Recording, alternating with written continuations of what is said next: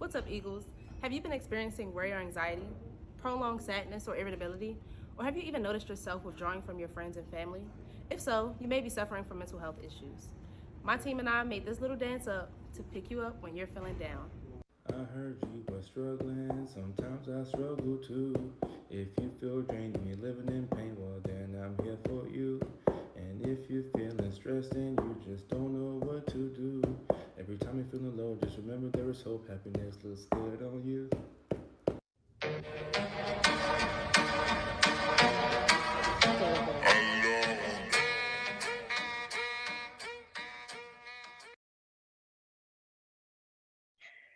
Good evening. My name is Ashley Sherman. Thank you for coming to our webinar tonight.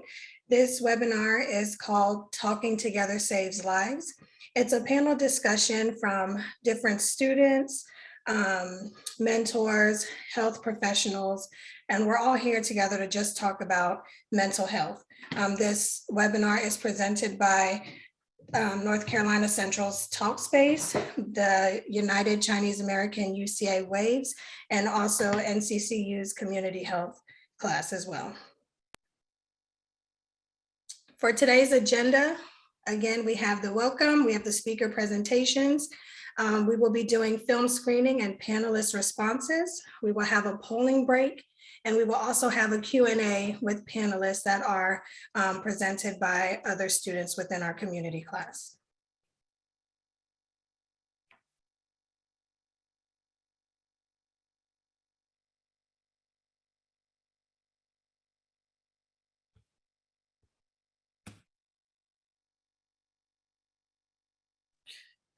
The goal of the discussion is not to offer professional medical advice, but to serve as a platform for discussion and to increase mental health awareness.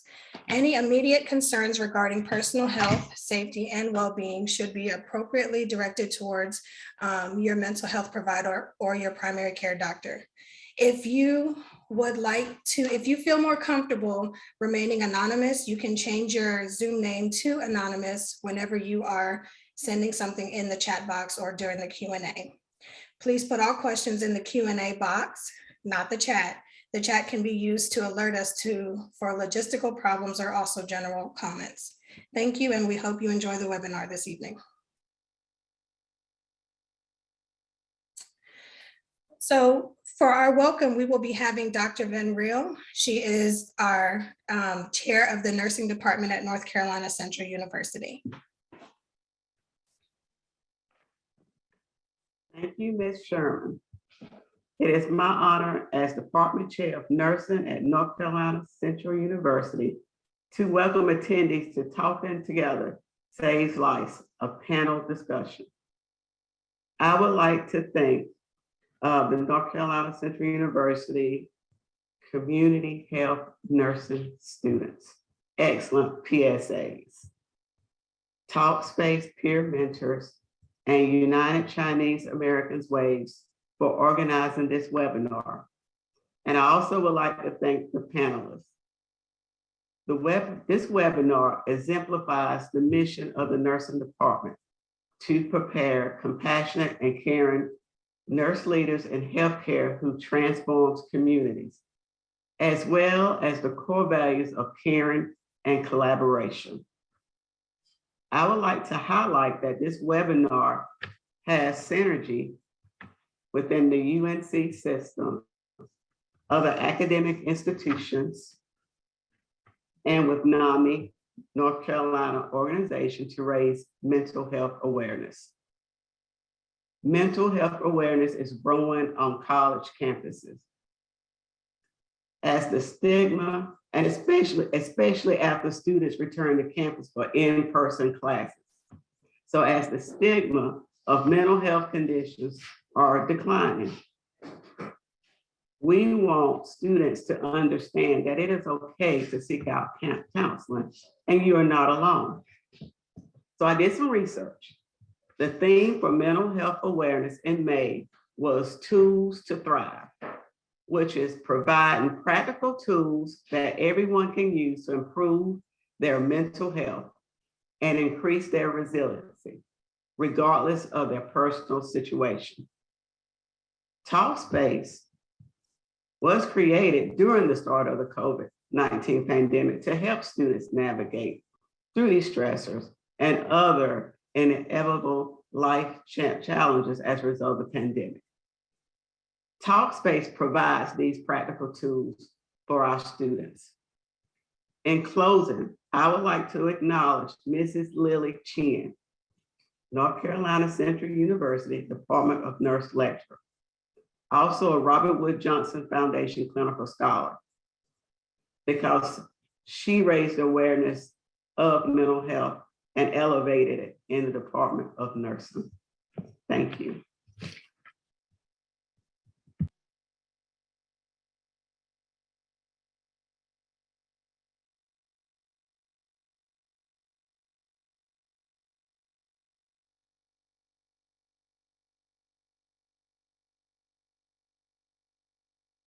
So I'd like to introduce Mr. Victor Armstrong.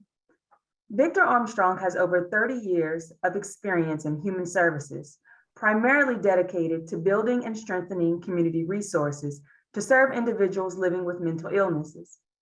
He is a nationally recognized speaker on issues regarding health equity and access to health care, particularly as it relates to individuals living with mental health challenges.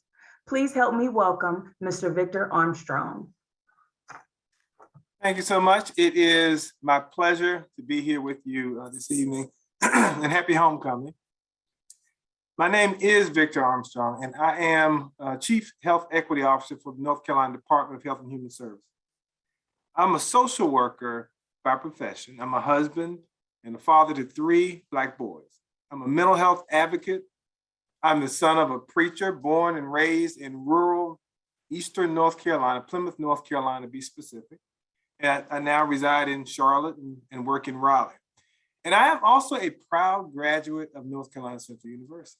And I share all of this because I am the sum of all of these things. And when you look at me, you no doubt have a perception of who I am based on my physical presentation, the situation, my interaction with you, and based on your own lived experience, you decide how you will interact with me, dictated in large part by the situation and the setting. See, it is my belief that the way that we navigate life, the way that we make sense of the world around us is primarily based on 2 elements: our disposition and our lived experience. And by disposition, I'm referring to those inherent qualities of mind and character that we're all born with. Some of us are extroverts, while others are introverts. Some of us are more high-strung than others.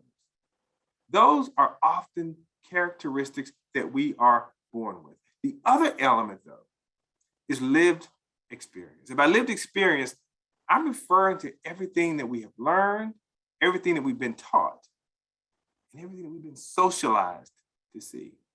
Growing up in Eastern North Carolina, son of a preacher, I formed a narrative about mental health and about suicide. My narrative was that mental health didn't impact my community, that Black people don't die by suicide, that suicide was a white problem.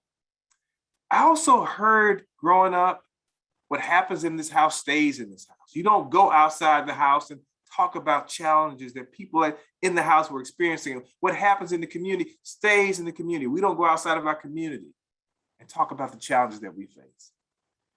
I heard things like, we survived slavery, we're resilient, we can survive anything. So I wasn't, as a child, given the right or the privilege to be depressed, to express that I was struggling. I wasn't allowed to have anxiety, but I was told to stuff those feelings. Growing up as a preacher's kid, I heard that if you experience depression or anxiety, you don't need therapy, you don't need medication, you just need to pray harder, you just need Jesus. I heard that mental illness was a sign of moral or spiritual weakness. And as a Black man, I was socialized to believe that we don't talk about our feelings because vulnerability is weakness. In fact, I learned that as a Black man, the way that we navigate this country is you keep your head down and you keep your mouth closed. And I'm sure that I'm not the only one who heard these things, but that shaped my narrative, my story of how I think about mental health challenges and how I think about suicide and how I think about anyone else who's experiencing those challenges. And the result is that stigma can become your narrative. It can become your story. And stigma can prevent you from seeking help, even saying, I'm not okay. But I want you to know it's okay to not be okay. And it's okay to say it out loud. As Chief Health Equity Officer for the state of North Carolina, it is my job to apply the lens of equity, access to healthcare, including mental health. And when we talk about applying the lens of equity to mental health, we bring all of our collective lived experience as Black and brown people in this country. We bring all of that to the table. And we're not just speaking, though, of equity as it pertains to race, culture, and ethnicity. The lens of equity is also about the intersectionality of race, culture, and ethnicity, in addition to living with mental health challenges. See, there's a difference in being a 35-year-old white man who's having a mental health crisis and being a 35-year-old Black man who's having a mental health crisis, because the response is often different. It's about being Black and living with serious mental illness. That lens of equity is about being Latinx and living with intellectual disabilities or traumatic brain injury. It's about being Native American and living with substance use disorder. It's about being an Asian trans person struggling with an anxiety disorder exacerbated by the discrimination that often accompanies mental illness, the hatred that is perpetrated toward trans Americans, and the increasing rates of violence against Asian Americans and Pacific Islanders. It's about the pressure of being a Black or Latinx or Asian college student away from home for the first time, trying to navigate studying, relationships, the uncertainty of the future, and the weight of the present. It's about recognizing that for Black and brown communities, the COVID-19 pandemic has not only been about exposure to a deadly physical virus, but also about exposure to a toxic mental and emotional virus exacerbated by a constant barrage of racism-laced pictures, experiences, and political rhetoric.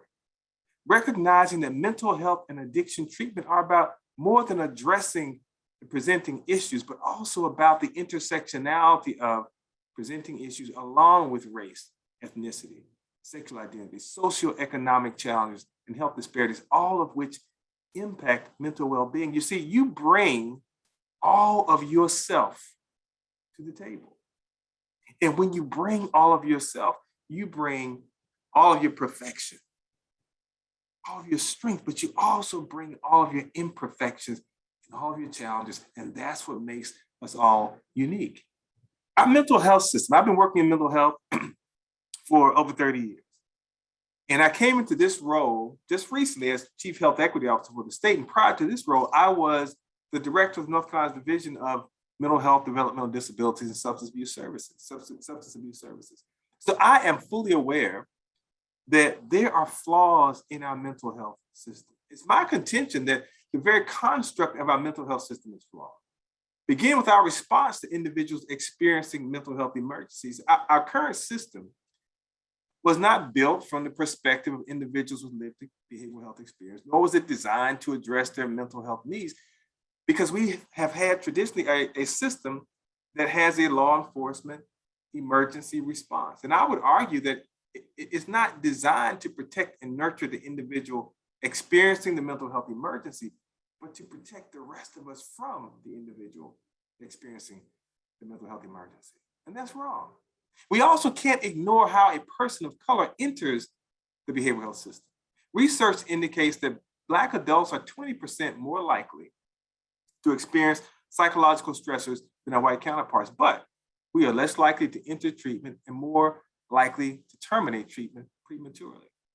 And in fact, the Agency for Healthcare Research and Quality, AHRQ, in 2017, reported that people of color in the United States Black people, Latinx people, Asian Americans, American Indians are less likely to access mental health services, more likely to use emergency departments to access services, and more likely to receive lower quality of care.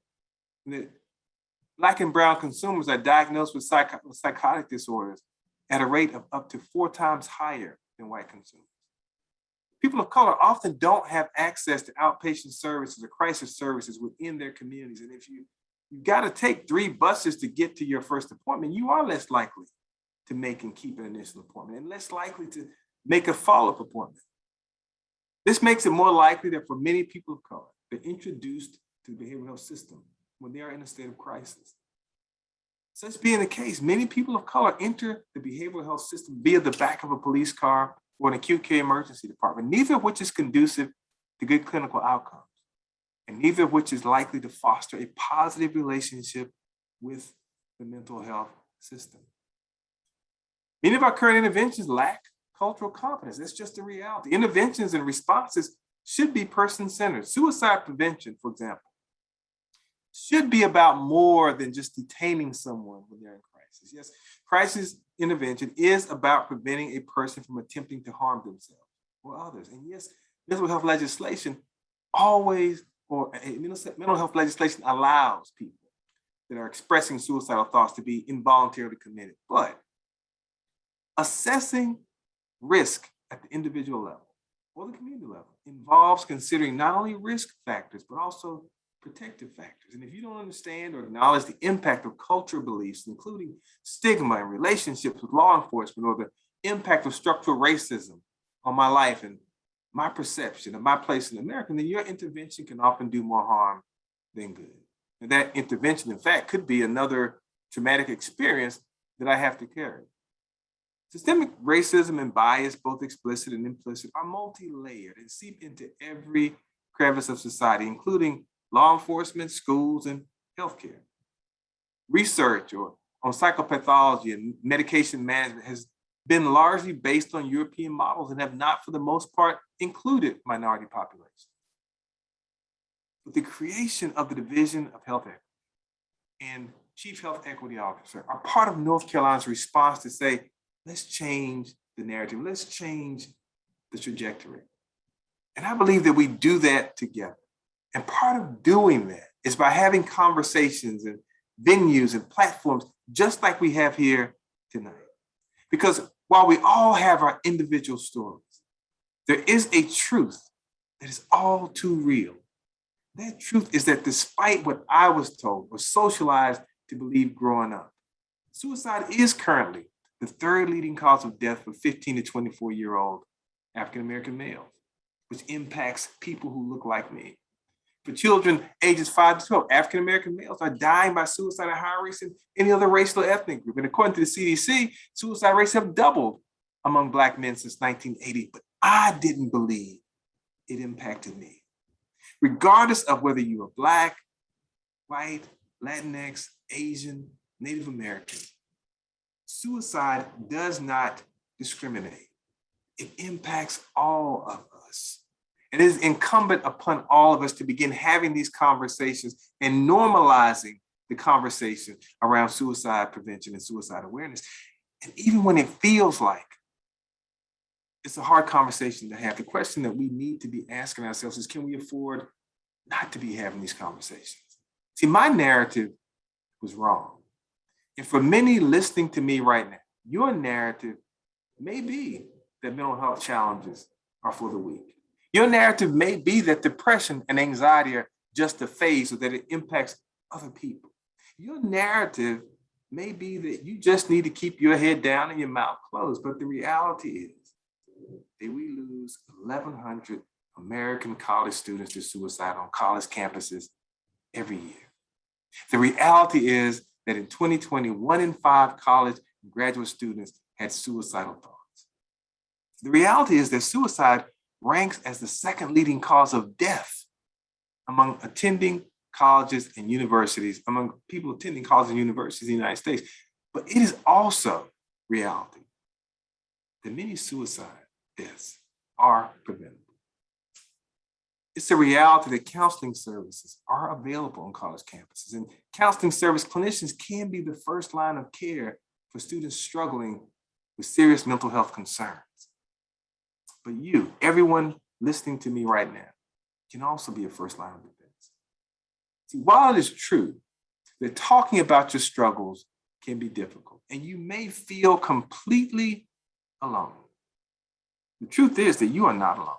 1 in 5 adults in America experience a mental illness. And there are people available to listen and offer help and support, and many of them are tuned in tonight. And finally, while it is true that asking a friend if they're struggling is hard, ask anyway. If you think that someone is thinking of taking their life, ask them, are you thinking about killing yourself? Are you thinking about ending your life? They may get upset. You may offend them, but it may be the conversation that saves their life. Remember, if you are struggling or living with mental health challenges, if you just don't feel right, get help. And if you or someone you know are experiencing a mental health crisis, you can call 1-800-273-8255. There's 1-800-273-TALK, or you can text 741-741. Because you matter, your life matters, your pain matters. And above and beyond everything else, we want you to be here tomorrow and every day after that. Thank you. Wow, thank you so much, Mr. Armstrong. That was such a powerful speech. And thank you for reminding us that it's okay not to be okay, and expressing what stigma looks like concretely on a daily basis. We're about to show a video that was from a similar event that was hosted by North Carolina Central University and United Chinese American Waves last year, and that was titled, "You're Not Crazy." Just also saying that no one is alone in this, and that it's not about being crazy, it's about coming up against a lot of stigma and shame that's taught time and time again, and that we can overcome together. In this video that you're about to see, we have a personal account of someone reflecting on their experience in college and how they overcame stigma and got help.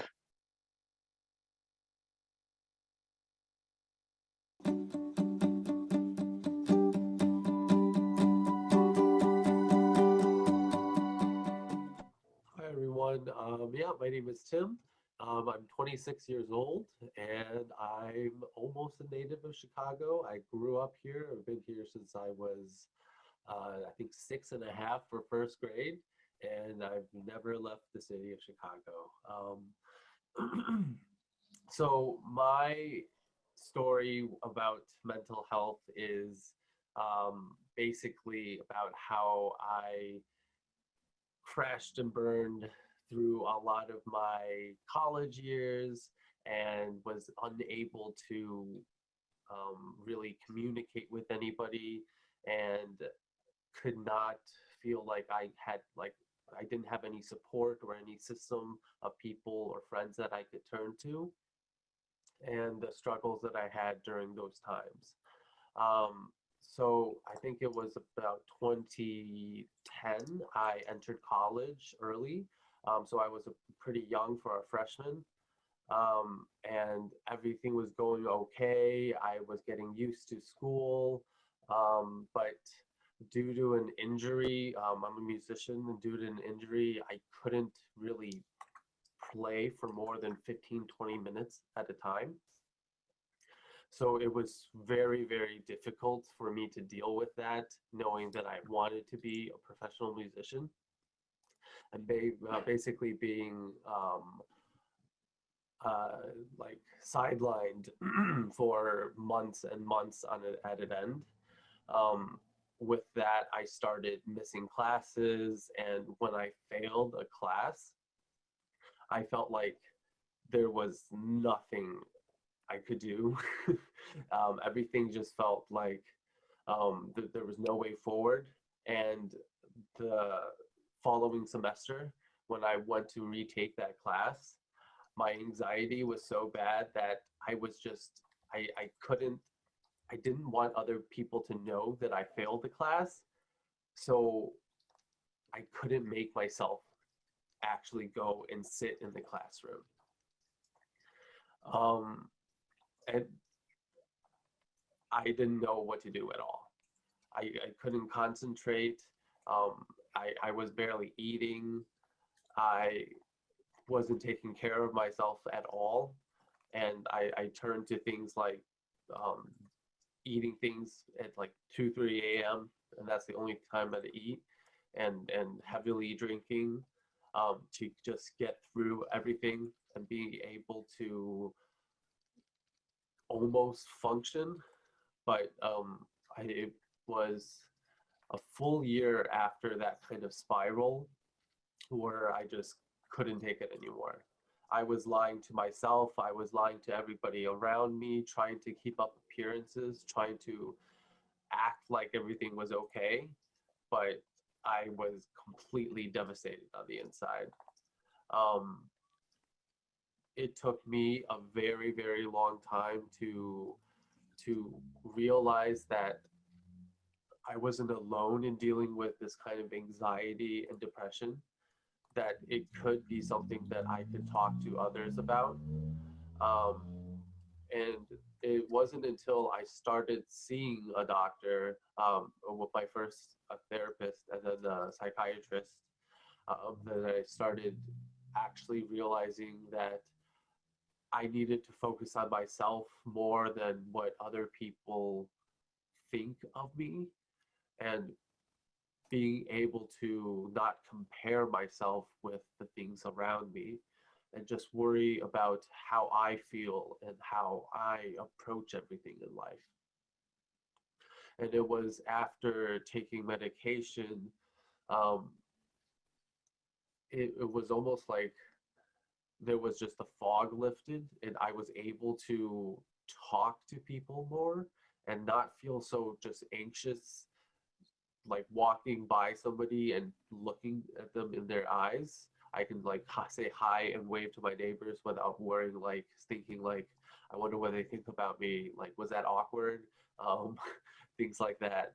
And it wasn't until I started talking to more of my friends again and sharing about my experiences, I started realizing and noticing that everybody struggles at some point in their life with how they're feeling mentally.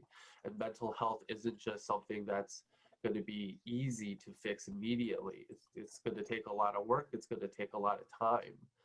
But I think by sharing how I feel and listening to how others feel have really helped me deal with what's going on and help me be a better support for other people around me. That was very interesting. Thank you, Tim, for sharing. We can all agree that we have struggled a time or two every now and then, and it is okay to receive help. Sometimes all we need is help to just make it through.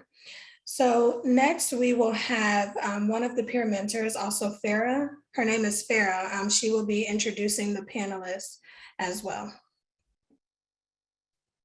Okay, so the first panelist here today with us is Ray Palma. He is president of the UNC System Association of Student Governments. Next, we have Ms. Gail Pruitt. She's the administrative assistant at the National Alliance of Mental Illness, or as you guys know it, NAMI, in North Carolina. And she's a former psychiatric nursing faculty of NCCU, former Eagle. Next, we have Dr. Sen Du. He's a psychiatric resident at Brown University at Butler Hospital. He's also a psychiatric consultant for UCA Waves. Next, we have Ms. Alencia Hinnett. She is a peer mentor of Talkspace and also a senior nursing student at NCCU. And we have Ms. Jennifer Tu. She's a medical student at Duke University, and she's also a coordinator of the UCA Waves. I just want to thank all our panelists for being with us here today. And next, Natalie will have some polling questions for everybody. Good evening, everyone. Here are some poll questions. If you could just take 1 to 2 minutes to answer the questions, and then we will populate the results. Thank you. All righty, it looks like we are wrapping up. And perfect. So for question 1, if you wanted professional mental health support, would you feel confident that you would access it? So 88% said yes, so that is perfect. And now for question 2, which of the following do you feel would be the biggest barriers to getting mental health support? 73% said mental health is too expensive.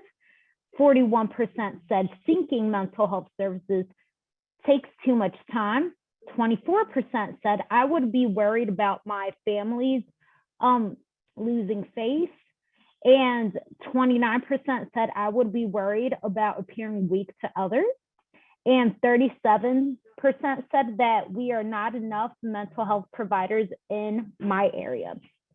So hopefully we could just work with these obstacles and not have any barriers and seek out mental health. And now Ashley Sherman will be introducing our mediator, Ms. Chin.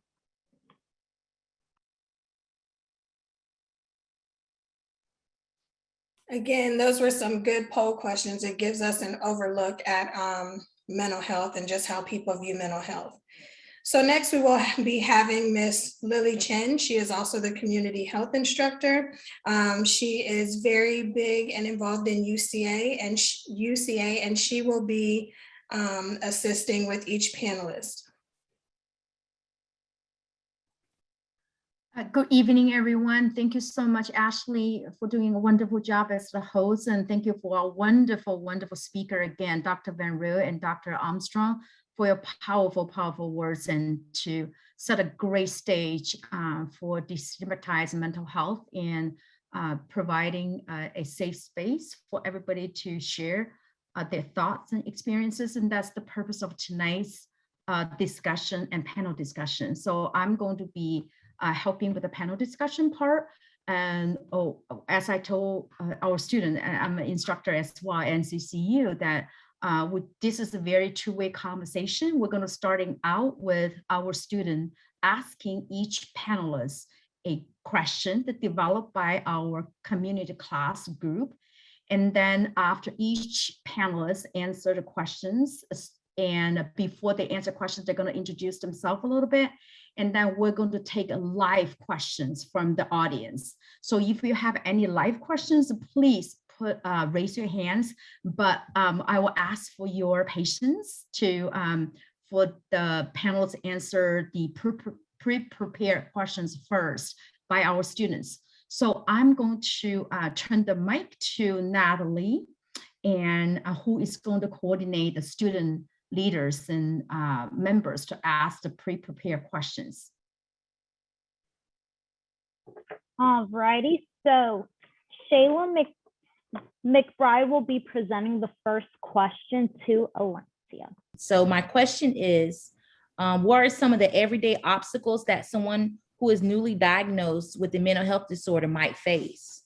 Thank you so much, Shayla, for that question. I'm going to first introduce myself. My name is Alencia Hennett. My pronouns are she, her. I have been dealing with mental health issues my entire life. But I've always managed to appear functional. And that made it sometimes difficult for me because I always appeared to be this quirky girl who's always happy-go-lucky and always having the bright sunshine on her face. But in reality, there was a dark storm brewing and shaking up my whole entire life. And I was just swaying through the storm. So recently, I was diagnosed with bipolar disorder. I finally had a name for the dark storm, which was helpful, but it was like, okay, so now what? And I always knew that it was not natural and normal how I was feeling. It wasn't natural to not be eating or eating too much, or to spend days and on days sleeping and not bathing. Those are some of the things that someone newly diagnosed with a mental health disorder can face. Those are some of the day-to-day struggles. You struggle to do the things you need to do to take care of yourself. To simply just exist is a chore. Brushing your teeth can feel like you're running 10,000 miles, you know, and just little things like talking to somebody on the phone. That's why you isolate yourself. Or, you know, oh, I have class today, I have to focus and be around people. Even if I don't have to talk to those people, simply being around people and them looking at me is draining. So I am one in the 5 who can tell you that when it comes to depression and mental health disorders, literally all little things are a struggle. And to some on the outside, it may just look like you're lazy. I faced that stigma a lot. I felt like I was lazy. I felt like I was just stank. I was just saying all of the negative words about myself and not giving myself any grace and calling what was going on with me for what it was. So in a way, getting the diagnosis of bipolar disorder was wonderful for me, because it gave me the grace to say, this is the condition you're dealing with.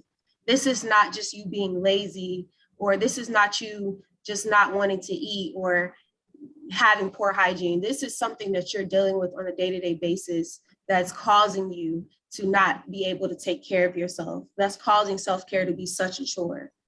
And I think that's where the problem can actually develop an answer. Like once you get a name on it, then you can reach out for help. So I started doing things like going on TikTok and looking at all of the bipolar disorder TikToks, where people would just make memes and little videos about what they were going through. And it would just make me laugh, because I'm like, oh, wow, girl, you ain't bathed in 3 days too? Oh, me too, girl. Like, and it would be a way to like just make yourself feel a lot better. Or just watching YouTube videos of people with the same struggle, just, or going on Facebook and joining Facebook group chats, or anything where you could congregate with people who were experiencing the same thing. And then I took it upon myself to use my Instagram as a way to like talk more about what I was going through, because I found in that other people relate. So it can be a struggle initially when you get diagnosed with something to open up about it because of the stigma, as Mr. Armstrong so beautifully put earlier. But overall, being vulnerable about your situation enables other people to be vulnerable as well. And then you are not alone. And then you have somebody else to strengthen and talk about things together. And I just found that it's such a blessing to be able to relate and empathize with somebody else. Like, girl, I have not studied. I have a test tomorrow. Especially in the nursing program, I've found that like dealing with bipolar disorder has been extremely hard, because studying, like little things like studying for 15 minutes and not being able to focus for those 15 minutes have been eating me alive. But then I talked to somebody else who's in the nursing program, and they're like, yeah, I had the same issue last night. So you would be surprised how many 1 in 5 people that there are around you. There are so many people around us on a day-to-day basis who appear functional, who are dealing with the same struggles as you, and they're just not as open about it. So I found that even amongst the struggles of not being able to eat, not being able to sleep, or having a hard time bathing and doing day-to-day tasks that you need to survive, there is another voice around you that they're going through the same thing. And in the struggle, that can be the beauty of it. So that's what I will say to answer that question. Thank you. Valencia, thank you so much, and for your vulnerability and also for your courage. You are simply amazing, amazing. I think just like you said, when one person starts to talk and other people will feel more comfortable talk, and this is way too common. It is not uncommon at all. But I think the struggle is how we can encourage everybody to talk about it by you setting such a great example by talking about it, and that will hopefully other people will follow. You know, it's normal. We all need help, we all get stressed. All we need to do is to go out to get help, but sometimes it's very difficult. So someday I hope that everybody will feel comfortable talking about them and comfortable to and say, hey, I'm seeing a therapist, I'm stressed out. It is okay not to be okay. We don't have to have a perfect face all the time, right? So anyway, thank you so much, Lencia. Natalie, I will let you call out next speaker, group leader. Our next group leader is Sharif Mansi. Hello, good evening. My name is Sharif Mansari, and I'm one of the group member of Group E. And I will be asking a question on behalf of our group. My group members are Alencia Hennett and Lovina Asio. Our question is to Dr. Sin Zhu. What should people do if the support given does not work? What changes can be made to improve the outcome? Thank you so much for inviting me today, and I'm really glad to be here with everyone in this space. And so again, thanks for your question. And I just want to start off by saying, you know, we really as people in the community, and you know, whether you're a student or you're a concerned family member or anyone else, really, you know, we really do our best to try to reach out to others and to try to find people who can, you know, lend a sympathetic ear and, you know, kind of empathize and sympathize with what, you know, with what we're going through, because it can be really tough, you know, no matter what you're struggling with. Your situation's unique and your circumstances are unique. And sometimes it can often be the case that you feel that something is, you know, perhaps missing, and, you know, our need for additional support may exceed the resources that are available given the time and place. I just want to emphasize again, you know, first and foremost, that if you feel at any point that you're worried about your own safety, or you're perhaps even thinking about methods or ways that you can use to, you know, to harm yourself or to endanger your own safety, that, you know, there are a lot of crisis resources that we encourage you to access. And so I think these are resources that we're going to post as part of this webinar, or a slide that we'll have to present. But there's a crisis hotline that you can access. There's other emergency resources. You know, we will recommend sometimes, you know, if it's an emergency, that we call, you know, that you can call 911 for a local ambulance, bring you to the emergency room, get an evaluation. But certainly short of that, you know, in terms of your mental health and state of well-being, you know, if family members or friends are not readily available, or you feel that the support you're getting is just not enough, there's also other professional resources that you can access, you know, from outside of the hospital. So this could mean, you know, your primary care doctor, so things like your family doctor or your pediatrician, or it could also mean a dedicated mental health provider, such as a licensed therapist, a psychologist, or a psychiatrist.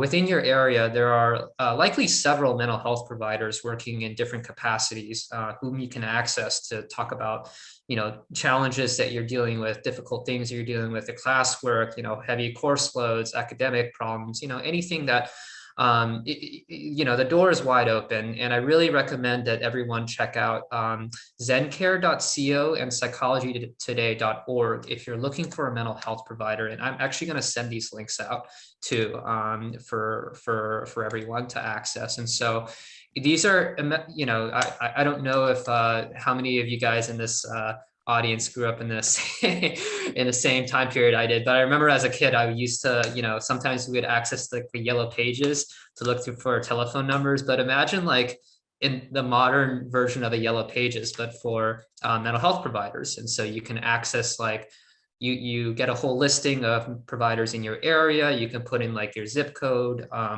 your geographic location, and you get a whole list of essentially psychologists, therapists, psychiatrists, whatever you're looking for.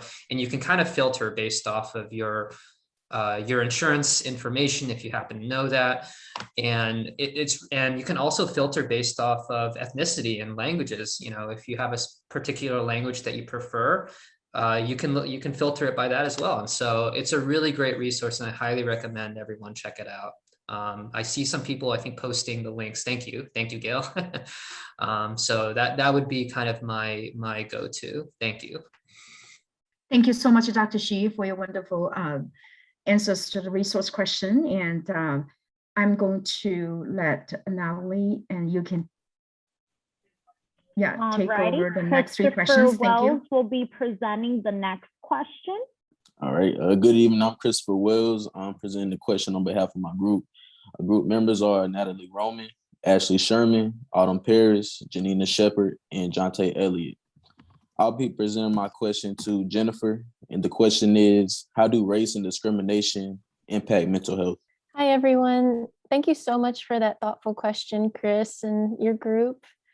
It's a huge question, and what I say today is only going to scratch the very surface of the issue. Mr. Armstrong so powerfully shared his personal experience growing up, as well as his experience now in his profession as Chief Health Equity Officer for the state. And so I'm just going to add a little bit of thoughts to supplement, and maybe some reading even for everyone in the audience to consider. The first thing that came to my head when thinking about race and discrimination and mental health is, how can we distill it into something to start talking about? It turns out that there's a pretty good article from like 20 years ago by a doctor named Camera Phyllis Jones.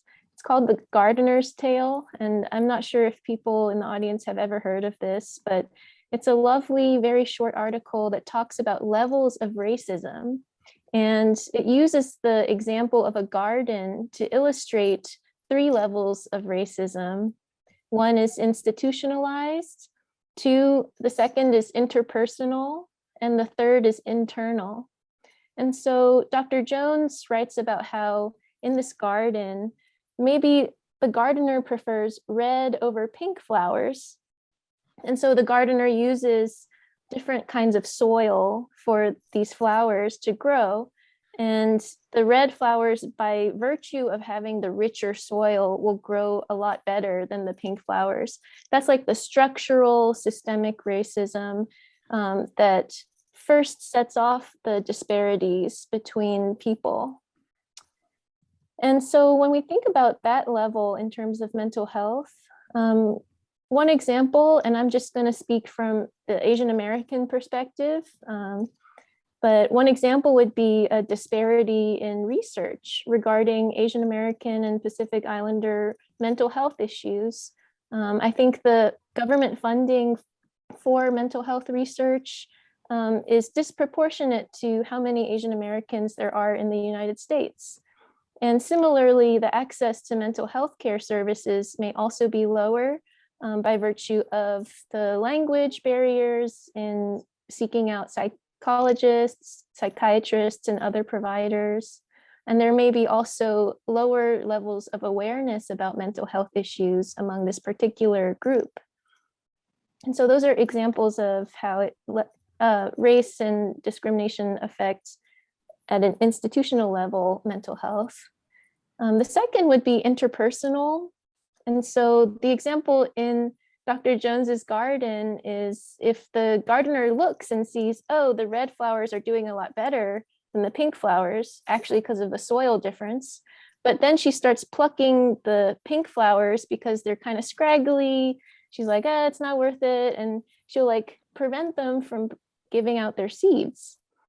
Well, in terms of mental health, this interpersonal aspect might manifest as, for example, bullying at schools, anti-Asian racism that spiked during the pandemic, but in reality was always there and just unveiled during the pandemic, as well as the accumulation of microaggressions that people who may look different racially experience on a daily basis, and it accumulates and becomes such a huge burden and can really affect mental health.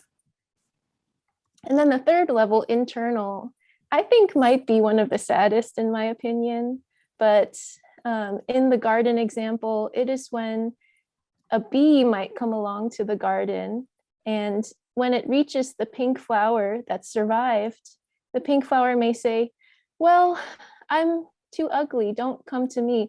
I want pollen from the red flower to come to me. And so that's the allegory of internalized racism, where you feel inferior to other people based on your race. And I think that is a major source of shame and stigma when it comes to mental health too. For example, this may center around the model minority myth, when an Asian American might feel like they have to prove themselves and become maybe perfectionist in order to measure up to social expectations of themselves. I don't know if that was very clear or not. I can send a link in the chat to this article in case anyone's curious about it. And I would also recommend this book because we've talked about racism and what it might look like, but how do we actually address it and grow and overcome? I wouldn't say overcome, but really confront it and act on and counter racism. This book is called My Grandmother's Hands by Resmaa Menakem. And it's really great. It addresses readers who are people of color and also readers who might be white. There are guided meditations and personal accounts of racism and how it's affected the author's mental health. And it is meant to, well, the subtitle is Racialized Trauma and the Pathway to Mending Our Hearts and Bodies. So I would highly recommend this book for more information and potentially inspiration. Thank you. Thank you so much, Jennifer. I have to thank you for all your wonderful work in especially during the anti-Asian hate time since the Atlanta shooting, and you have spearheaded and developed anti-racist toolkits, as well as for your compassion and also for your just unwavering support for all people who are undergoing racism and suffering as a result of the racism, such as mental health, and your dedication to health equity and all people. It's really, really inspiring. And thank you, Jennifer. So Natalie, and I'll let you introduce the next two speakers, group leaders. Alrighty, Sabria Williams will be the next speaker. Good evening. Okay, great. Sabria Williams, and my group members are Farah Patel, Vanessa Holloway, Ashanti 3, and Talia Allen. I will be presenting this question to panelist member Ray. So Ray, given the tragic recent events at UNC, how can schools destigmatize mental illness on campus? Thank you, Sabria, for that amazing question. Good evening, everyone. My name is Ray Palma. I am a current junior at UNC Chapel Hill studying public policy and business, and I serve as the president of the UNC System Association of Student Governments. So we'll let to first talk a little bit about my personal experience. Thank you, Valencia, for sharing yours. For me, at least, I've struggled with in and out throughout high school, throughout college with different mental health challenges. One of them being depression from time to time. And it's something that I think a lot of people, whether they know it or not, have struggled with. And, sort of really feeling down, feeling alone, feeling hopeless, and, just day-to-day things, it being hard to do, whether it's getting out of bed or, starting that assignment, or just, even just like going and talking to your parents or friends, whoever it might be, it can be really, really difficult. And so, first and foremost thing I'd like to say is, as I think everyone has reiterated, the past panelists, you are never alone, and that there are professional resources.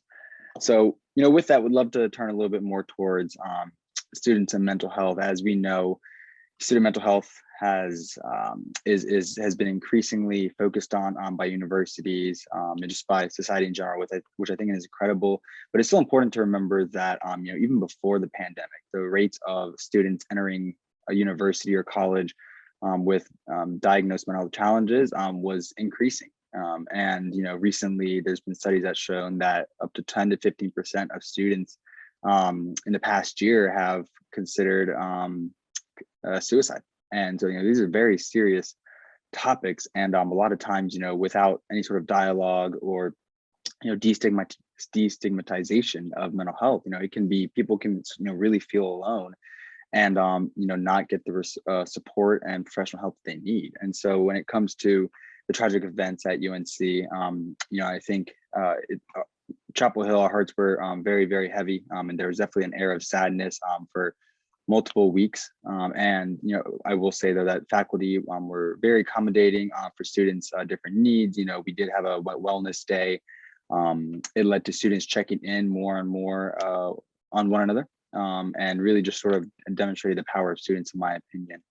So that in terms of that was the response there from the community, in my opinion, was powerful. But in terms of destigmatizing mental health on campus, I think universities are doing better and better. I think it through different means, whether it be sort of counseling and psychological services here at Chapel Hill. CAPS is very prevalent. I know at some institutions across the state. NCCU obviously also has a counseling center, and most universities, if not all universities, both public and private, have wellness and counseling centers, which is great. I think funding there sometimes is a little short, but in addition to that, resources such as student wellness, a lot of universities have sort of student wellness departments or student support departments, and which are also incredible. Here at Chapel Hill, we have as part of that student wellness department, we have wellness coaches, emotional wellness toolkits, different reading and video resources that students can connect to, which is amazing. And in terms of destigmatizing mental health challenges, I think that peer-to-peer aspect is really important on campuses. Students being able to check in on one another, being able to connect with one another, say, hey, how are you doing? And just, really just creating a community that is willing and open to have conversations about mental health and be vulnerable with what they might be going through, or, being there to listen to a friend. And so that peer-to-peer aspect, I think, really is incredible and significantly important. In terms of universities and how they can help destigmatize mental illness, here at Chapel Hill, at least, the university has done an incredible job of including, ensuring that counseling and psychological services, that CAPS resource, is included at the bottom of all class syllabi. So the syllabus for classes being in there.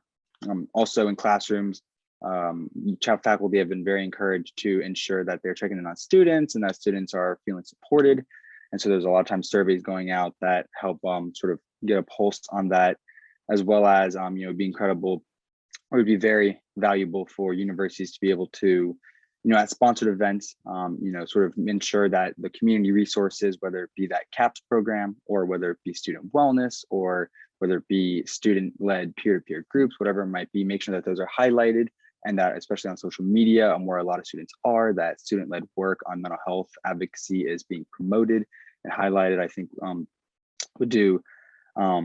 is an incredible sort of undertaking that universities could do to help destigmatize mental health.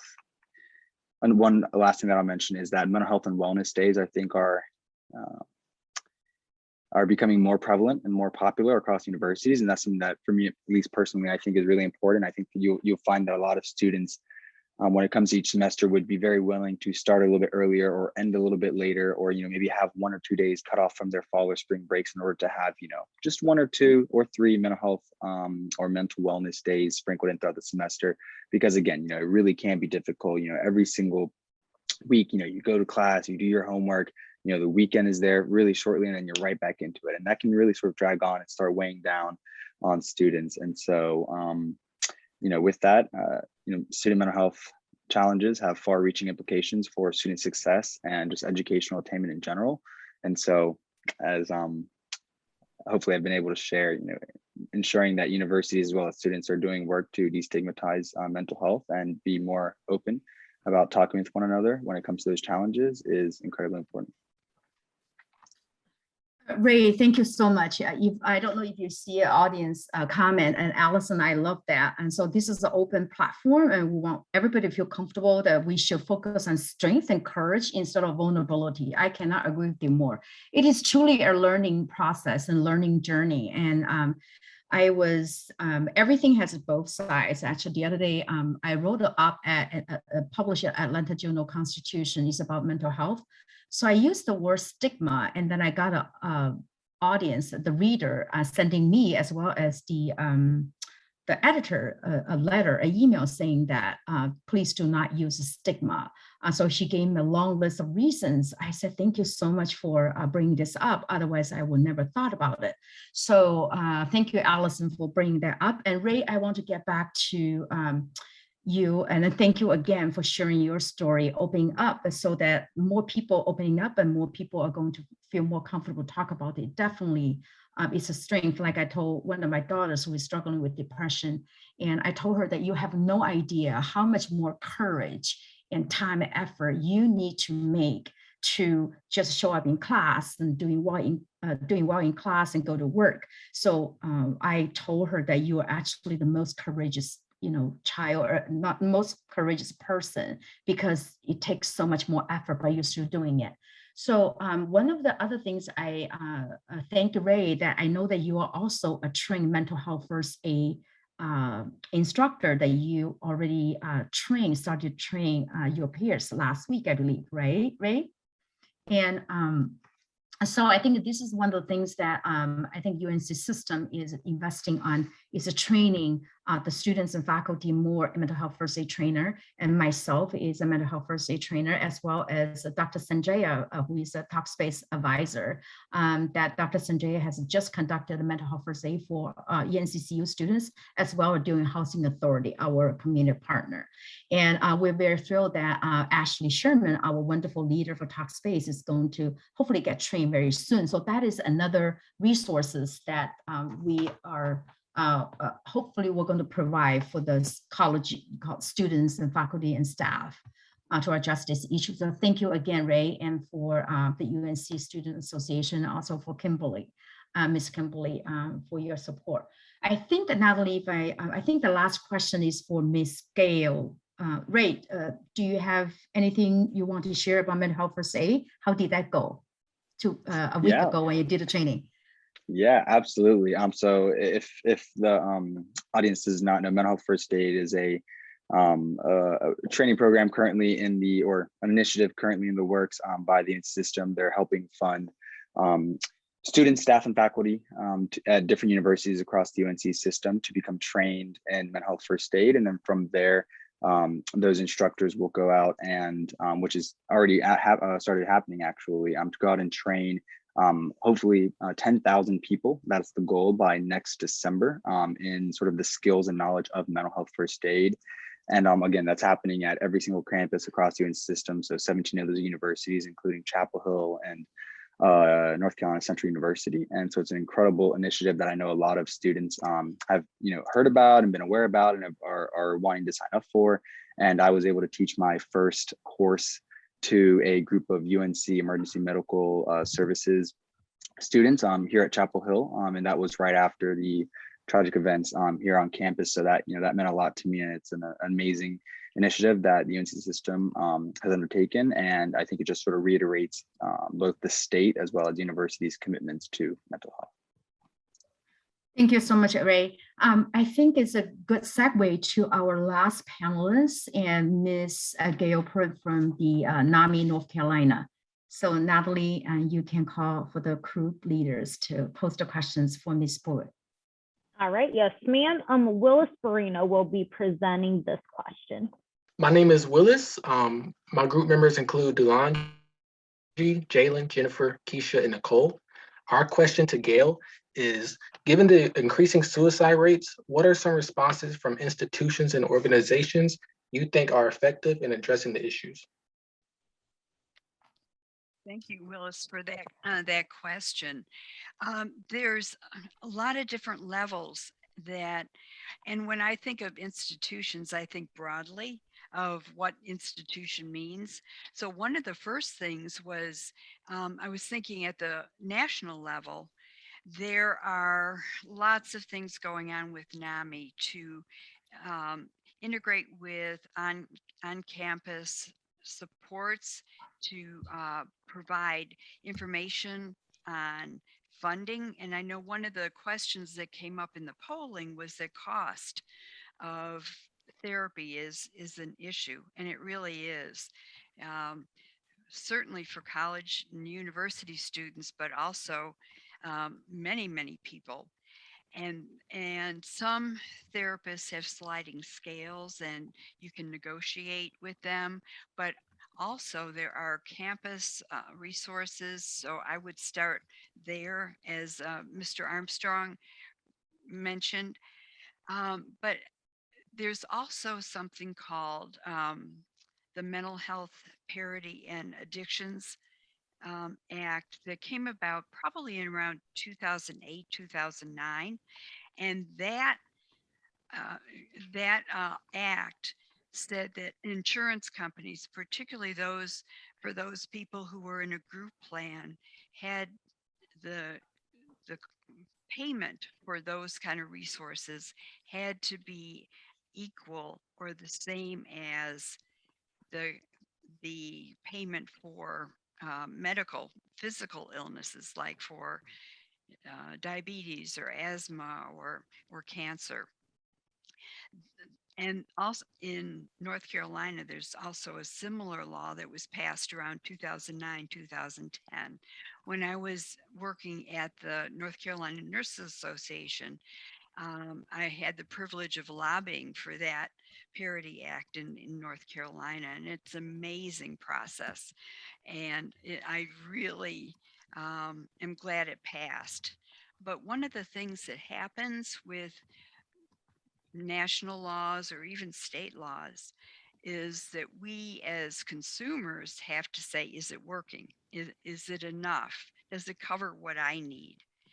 And there's actually a partnership between an institution like a state or federal government and us as everyday citizens to be the squeaky wheel and to talk about what we need and to lobby, make a great form a great relationship with legislators.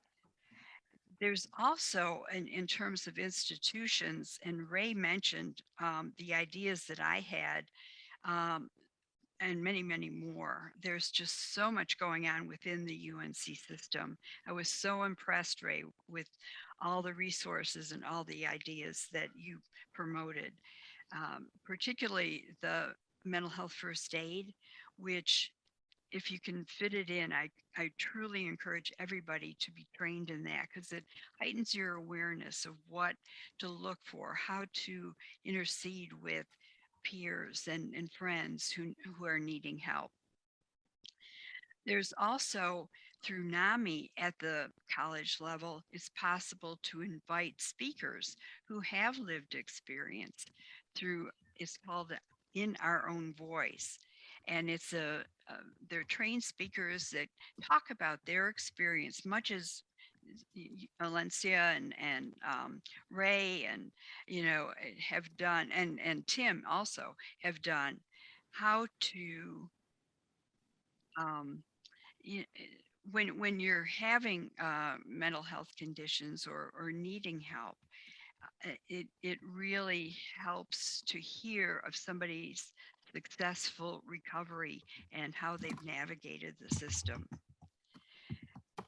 There's at the high school level, considering that as an institution, there's what's called Ending the Silence program, and it's very similar to In Our Own Voice. And this is having high school students come who have experienced mental health conditions and how they've navigated the system successfully to come and speak. And that can heighten awareness and be encouraging and give a lot of hope to what the struggles that so many of us have. But even, and there, I had sent some slides. I'm not sure they made it, so I'm just going to wing it. There they go. Um, so one of the things that you can start with, uh, and it's low cost or no cost, are the counseling centers at the school where you're attending. So this is the information for NCCU's counseling center, and the phone number and resources are there. One of the things that, and if you're in crisis, these are some of the community resources that are available.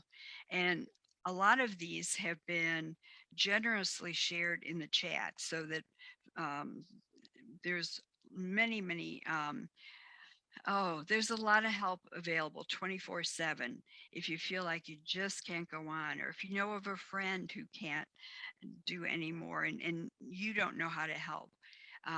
So some of those are calling 911 and asking for a CIT or a crisis intervention trained officer, and they can help de-escalate the situation, provide support.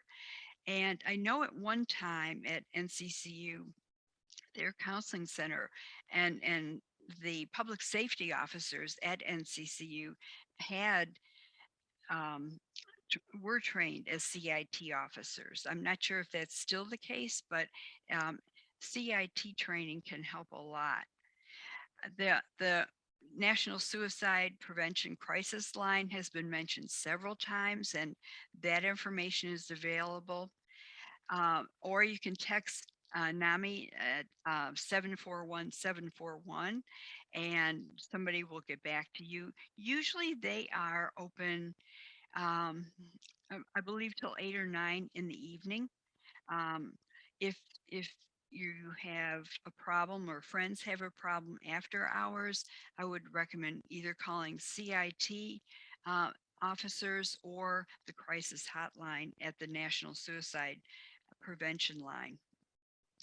And then each county has its own crisis service, and the link is listed here in the slides, and I think Jennifer is putting information in the chat as well.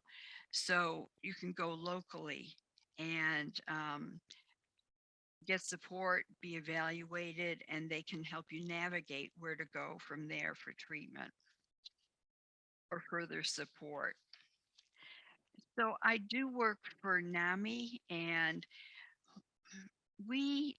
our whole thrust is to inspire hope, to provide advocacy, education, raise awareness about mental illness. And I love the conversation in the chat about raising strength and minimizing the use of stigma, because that is what NAMI and a national movement is all about. That we want to talk about the fact that if you have depression, anxiety, schizophrenia, bipolar disorder, and many other disorders, there's hope, there's help, and it is possible to have recovery. And we do envision a world where everybody who is affected by mental illness can get the treatment they need and be supported through their recovery. All right, so the next slide then. And these are just some of the beliefs that we have that have been mentioned already. I'm not going to go through those again. One of the things that NAMI does support on a state level are virtual support groups. These are free of charge and they're available to anyone. So NAMI has 3 different levels. It's the national level, and then the state level, where I am and where Victor Armstrong has come from, and also local affiliates. And many local affiliates have a variety of support groups for peers who are dealing with mental illnesses, but also family members. And family can be described broadly. It doesn't have to be a blood relative. It can be a friend, a close friend, or somebody from church or from someone or someone else that an individual describes as family. And so those are available. The connection recovery support groups are what may be helpful for you as a student or a friend that you could recommend. And as I said, they are free of charge and can be very helpful. And then the next slide. Um, One of the things, and tonight I think is a good example of all the inspiration and all the hope and ability to overcome problems with mental illnesses. Um, and one of the ways that NAMI shows that is through Thursdays with NAMI. In fact, usually at this time, I'm in the background with Thursdays with NAMI, monitoring the chat and providing information and resources like Jennifer and some of other folks are doing in the chat tonight here. But Thursdays with NAMI each week has a different guest, and their speakers usually are someone who has either lived experience with a mental condition or is a provider or someone else who treats it. And Thursdays with NAMI shows how over and over and over again, there's hope, there's recovery is possible, and most important, folks are not alone. That is such a key concept. And then we also have NAMI on campus as part of our NAMI program. There are about 6 that are active right now. We've had more in the past, but what happens is sometimes there isn't a good succession plan or people who are interested in starting the NAMI on campus leaves and nobody has picked up and continued it. But on the next slide, it does show what NAMI on campus can do. It can raise awareness about mental health, what's possible, what's available in that particular college or university. It can provide educational programs like sponsor a mental health first aid. It can also have fundraising activities, awareness raising activities. So there's lots of possibilities.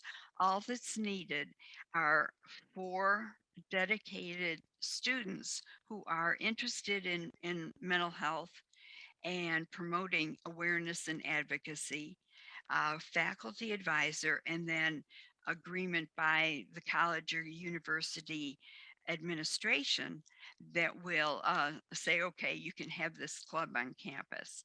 So the contact person is Virginia Rodriguez, and her email is listed there. If anybody is interested in starting a NAMI on campus in where you are going to school. NCCU does have one, and the resource, the contact people are in the previous slide. And also you could email either me or Virginia Rodriguez to get more information about it. And I think UNC had one, and there's some discussion about starting it up again on the Chapel Hill campus. And I think one of the other things we do at NAMI is advocacy. And probably just like with anything else, it is the person, the group that reaches out and says, we need more services that are low cost. We need free of charge services. We need to have more information about different mental illnesses. And so Ashish George is our advocate at NAMI, North Carolina, and he is down at the legislature frequently promoting various bills and laws that relate to mental wellness, resources, background needs, and provisions related to mental illness. Also with the advocacy Ashish also does what's called a PADS, Psychiatric Advanced Directives, for folks that have episodic reoccurrence of different kinds of conditions like anxiety disorders or depression or schizophrenia, bipolar disorder. It can be helpful to plan in advance what you're going to request when um, the next time you may have an episode and may need hospitalization. So a psychiatric advance directive is very similar to other kinds of advance directives for medical reasons. And the psychiatric advance directive will lay out what it is that you want, the kind of medications you will take or won't take, who you want to know about your hospitalization, what kind of therapies you want, any of those things. So it's worthwhile, and Ashish is the contact. And then the last thing is our NAMI North Carolina helpline. That Virginia Rodias is our what do you call it, our manager for the helpline, and has a great team. So if you call between 8:30 and 5 Monday through Friday and would like information on how to find a low-cost therapist, how to deal with somebody in crisis, who do I call when I'm in Harnett County and need somebody to help, those are the helpline volunteers are really very on the ball and very helpful. And I also help with the helpline as well. So there's lots of resources, and those are that's what's available. There's so much more. And the reason I stumble over my words is because I'm so excited about what's available that I just want to share it all with you. And I know we can't.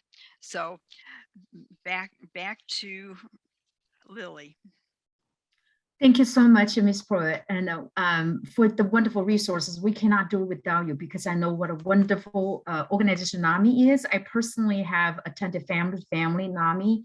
It was absolutely wonderful talking to other family members and parents who have struggled or have family members or loved ones going, have mental illness. So thank you so much for that. And I hope that everybody will seek out the resource from NAMI. And we are actually, we were trying to take a couple live questions, but we are like 1 minute to 8 o'clock, and we just have so much information we'd like to share. I wanted to just maybe take one live questions from the audience. If you have any questions, if you can raise your hands, and Tim or Jessica can unmute you, and so that you can ask the questions, 1 or 2. So you can continue to raise your hands, but as we're waiting, perhaps that Ashley, you can have some closing remarks. And before I hand the mic to you, I really would like to thank the Dr. Stephen Suss from Stanford University, who's answering the questions on the chat, and a lot of people, and Ms. Pruitt and Jennifer, and just a lot of behind the scene heroes. And also I want to thank again for our wonderful peer mentor advisors, Dr. Sanjaya and Dr. Valerie Cohen, who also have helped our Talkspace students and peer mentors. And but Ashley has provided that wonderful, incredible leadership, and who also has Ashley Brown, another peer mentor, and they volunteer over the summer, even to help their peers. So NCCU Nursing is very dedicated to promote emotional wellness and support student success. And another piece of great news is Ashley Sherman is going to receive a Student Impact Award from the NCCU University-wide tomorrow at 2 o'clock. So we're very excited for Ashley. Thank you for your wonderful job. With that said, and here's the mic, Ashley. Well, after that, Ms. Chen, I don't think I have anything left to say, but no. Thank you all for coming. Just remember, based on today, here are some resources. There is help out there, whether there is the National Suicide Prevention Lifeline, NAMI, Talkspace, just everything that we have gone over. Just remember, it is okay not to be okay. There is a stigma around mental health, but there is help out there. And like we even said before, 1 in 5 adults in America experience mental health. And just know that you are not alone. Some people may not talk about it, but everyone may have something that they're going through. And the first step is just to reach out. And just remember, even if somebody is not looking for a simple hi, just a simple hi, hey, how are you doing? How are you feeling today will go a long way. You might be able to open up a conversation and somebody might be able to tell you how they're feeling, and you just might make somebody's day without even realizing it. But again, like Ms. Chen said, we do want to give special thanks to our student speakers and facilitators. We have Valencia Hennett, Ashley Brown, who is an alumni, but she is still very active. And she has also been a great help with Talkspace. You have Delanji and Sharif, who have done amazing behind the scenes. You have your Talkspace mentors, which are Natalie Roman, Farah Patel, and Alencia, again, even though she was a panelist. We do want to thank Ray, Dr. Sujaya, Dr. Cohen, Ms. Chen. They are advisors for Talkspace as well. We want to thank UCA Waves, Tim, everybody that's a part of UCA, Jessica, thank you, Ms. Gail, Dr. Van Riel, Mr. Armstrong, everybody who participated as well, and even our sponsors who were able to make everything happen today. If you do get a chance, we would like you to also take a few minutes to do the survey, just to let us know what you thought about the webinar. And we do thank you for participating today. Thank you so much. If you can just fill out a survey, we'll highly appreciate that. So that will help us even do better next year. So I'm going to do a last call. And any live questions from the audience? And I will apologize if we run a few minutes over time. And you can contact us by emailing waves@ucausa.org. I'm sure that Jennifer can put on the chat. There we go. So if you have any questions, if your questions doesn't get answered today, and please reach out to us and we can make sure that we're going to have your answers, questions answered. And these are the UCA Waves social media handles. And anyone else, you have a last word you want to share with the audience from all our wonderful organizing team and panelists? Anybody else who would like to share a few words at the end? Thank you so much, Ms. Poole, and put your contact information there as well. Thank you. All right. So thank you so much. Good night, everybody. Thank you for the privilege of your time. And thank you so much for attending our webinar. We will see you next time.